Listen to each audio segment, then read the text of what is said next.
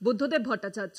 রাজনৈতিক মহলে তার সম্পর্কে এরকম মূল্যায়ন করা হয়ে থাকে যে বুদ্ধদেব একজন সফল রাজনীতিক এবং একজন ব্যর্থ প্রশাসক। কিন্তু সত্যি কি তাই? মাত্র 24 বছরের ইতিহাসে বিচার কিন্তু হয় না। বুদ্ধদেবকে নিয়ে শেষ কথা বলবে কিন্তু সময়, আর সেই সময় এখনো আসেনি। কিন্তু একথা সত্যি, বুদ্ধদেব স্বপ্ন দেখেছিলেন এবং দেখিয়েও ছিলেন। 2000 সালে মুখ্যমন্ত্রীর আসনে বসে তিনি স্বপ্ন দেখিয়েছিলেন এক নতুন বাংলার, কৃষি যার ভিত্তি আর শিল্প যার ভবিষ্যৎ। কিন্তু সেই স্বপ্নের পথ ভিজে গিয়েছিল সিঙ্গুর আর নন্দীগ্রামের রক্তে। সেই স্বপ্নের মাঝে তাপসী মালিকের আগুনে পোড়া শরীর দেখা দিয়েছিল দুঃস্বপ্নের মতো। উন্নয়নের নামে জমি অধিগ্রহণ আর কৃষকের কান্না অভিশাপ হয়ে নেমেছিল বুদ্ধদেবের রাজনৈতিক জীবনে। পাশাপাশি বাংলার বুদ্ধিজীবী সম্প্রদায় ছুঁড়ে ফেলে দিয়েছিল তাকে। কিন্তু শেষ কথা তো সময় বলে। বুদ্ধদেবের নশ্বর জীবনের শেষ হয়েছে, কিন্তু বাম আন্দোলনে এখনো তিনি প্রাসঙ্গিক। তার সততা ও সরল সাধারণ জীবনযাপন আজও এক উদাহরণ। আজ 8ই অগস্ট বুদ্ধদেব ভট্টাচার্যের মৃত্যুর 1 বছর পূর্ণ হলো। রাজ্যের বামপন্থীরা এই শোককে হাতিয়ার করে তুলতে পারে কিনা, সেটাই এখন দেখার। বুদ্ধদেব ভট্টাচার্য বঙ্গ রাজনীতিতে এক শক্তিশালী নাম। প্রজ্ঞা, সাহিত্য ও সংস্কৃতির প্রতি অনুরাগ এবং আদর্শবাদী রাজনৈতিক ভাবনার জন্য তিনি বহু মানুষের শ্রদ্ধা অর্জন করেছিলেন। কিন্তু রাজ্যের মুখ্যমন্ত্রী হিসেবে শিল্পায়নের প্রশ্নে তার কিছু নীতি ও পদক্ষেপ বুদ্ধবাবুকে এক বিতর্কিত ব্যক্তিত্বে পরিণত করেছিল।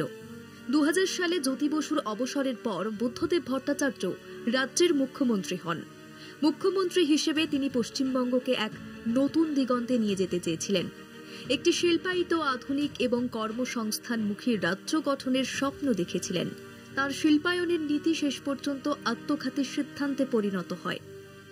2006 সালে সিঙ্গুরে এবং 2007 সালের নন্দীগ্রামে বুদ্ধবাবুর নেতৃত্বাধীন বামফ্রন্ট সরকার দমনমূলক প্রশাসনের পরিচয় দেয় বলে দেশ জুড়েই সমালোচনা হয়।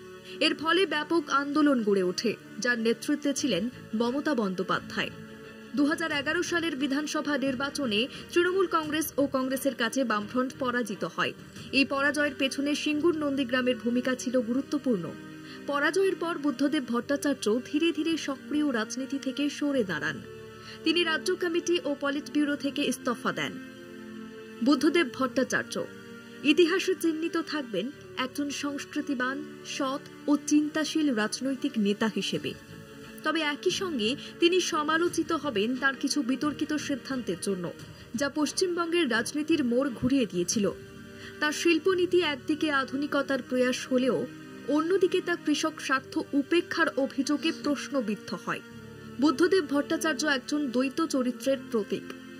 তিনি যেমন আধুনিকতার স্বপ্নদ্রষ্টা, তেমনি সেই আধুনিকতার পথে চলতে গিয়ে নিজের রাজনৈতিক শিকড় ও আদর্শের সঙ্গে দ্বন্দ্বে জড়িয়ে পড়া এক নেতা। তার শাসনকাল বাংলার ইতিহাসে এক যুগান্তকারী অধ্যায়, বিতর্কিত, শিক্ষণীয় এবং অনন্য। আজ প্রয়াণের বর্ষপূর্তিতে বুদ্ধদেব ভট্টাচার্য শুধু ক্ষমতার পালা বদলের চরিত্র হিসেবে ইতিহাসে চিহ্নিত থাকবেন না, এক নিঃস্বার্থ চিন্তাশীল নেতা হিসেবেও স্মরণ করবে, যিনি ক্ষমতায় থেকেও ক্ষমতার আসক্তি পাননি, যিনি শাসনে থেকেও সাধনার জীবন ছাড়েননি।